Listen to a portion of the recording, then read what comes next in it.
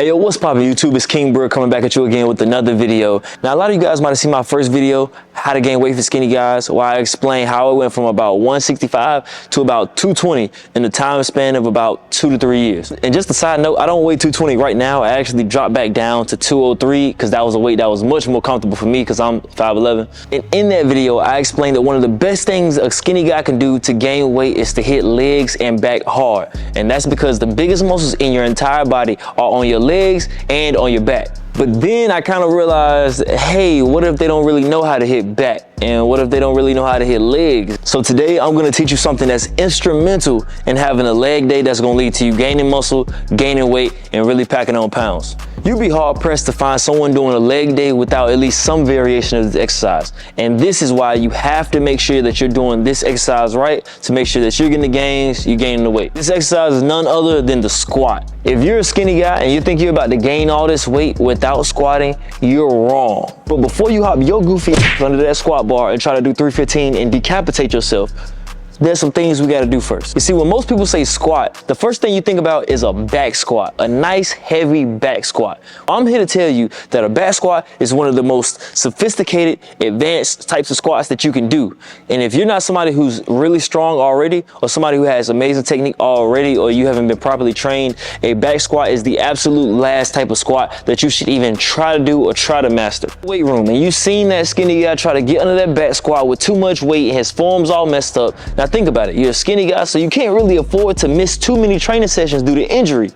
You'll set yourself back weeks, possibly months, by getting injured. So you want to make sure that we're progressing safely. As a matter of fact, there are 3 types of squats that I believe that you should master well before you get into the back squat, especially if you're trying to gain weight and do so safely. Now, the first type of squat that you want to master if you want to build stronger legs, bigger legs, and make that scale heavy is the wall squat. Not a wall sit, but a wall squat. So what you wanna do is you wanna find the wall. Get your feet about 6 inches from the wall, feet shoulder width apart, and you can take your hands and put them on the wall. Easy. And if you're like most people, the first thing that you're gonna notice is that your upper back is gonna be burning. And the second thing you're gonna notice is that your knees are gonna hit the wall before you get down deep into your squat, which means that you're gonna have to change a little bit of your natural technique if you wanna do a squat properly. It's because this is what I call a self-correcting exercise. It means that the moment that your technique starts to decline, you're probably gonna fall on your butt. So regardless of whatever adjustments you have to make to do a rep, you simply completing a rep is gonna mean that you have at least somewhat decent technique. And if you haven't figured it out yet, one of the best adjustments you can make to actually perform the wall squat is to slightly widen your feet just a little bit. And another great thing about this exercise is all you need is a wall, meaning that you can look goofy at home while you practice your technique. And once you can do that 10 times extremely slow, you're ready to move on to the next type of squat. Oh yeah, baby, that's it right there. Oh yeah, baby, that's it right there. Yeah, in there, get in there, oh yeah. Yeah, there we go, down again, yeah, yeah, buddy, there we go.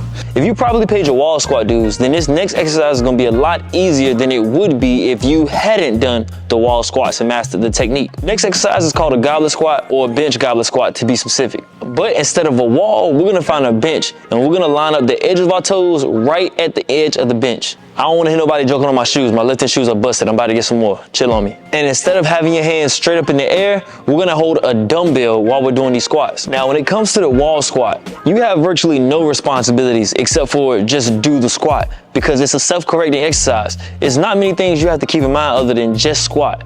And if you can squat, you're probably doing it right. However, the goblet squat, while it's not super advanced, isn't quite as easy as a wall squat when it comes to what responsibilities you have to remember in order to do it right. Now, the only thing you have to remember with the goblet squat is keep your chest and the dumbbell up. If you can remember to keep the dumbbell and your chest up, the rest of your technique should be taken care of by the muscle memory that you built doing the wall squat.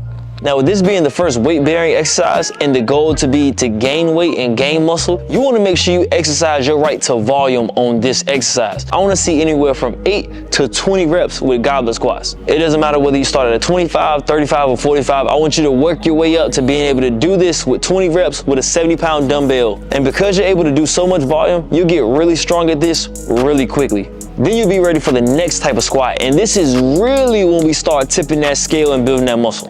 Now, the third type of squat that's really gonna help you build muscle and gain a bunch of weight is the front squat. Front squat, just like the goblet squat and the wall squat, is somewhat of a self-correcting exercise. It's very hard to do a front squat wrong. As soon as you feel your technique breaking, you'll literally feel the bar about to drop on the ground. So the first thing you wanna do is start off with the barbell right about shoulder height. And then you're gonna raise your arms directly in front of your shoulders, just like Frankenstein. And then you're just gonna walk forward until the bar is resting on your front delt. And then it's La Macarena.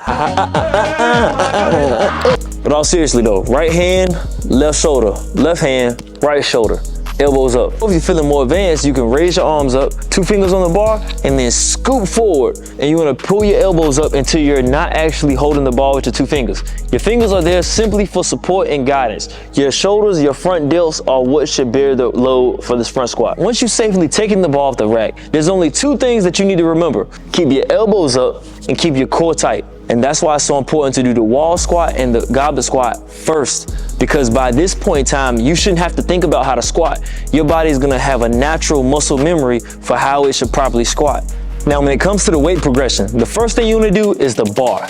But of course, if you really worked your way up to 60, 70, 80 pounds for 8 to 20 reps on the goblet squat, then the bar is gonna be really light. So you're gonna go from the bar to about 135 fairly quickly, depending on your weight. Now, I don't know what everyone weighs, but a safe thing to say is I want you to work your way all the way up until you're doing at least 25 to 30 pounds over your body weight. And also understand the front squat is a progression, but it's still something that you should keep in your training regimen forever, because very few things train your posture, your back muscles, and your legs at the same time like a good front squat. And congratulations, we've officially got to the point where we're ready for a solid back squat. We've mastered 10 wall squats. We can do 70-pound dumbbells for 20 reps on a bench goblet squat.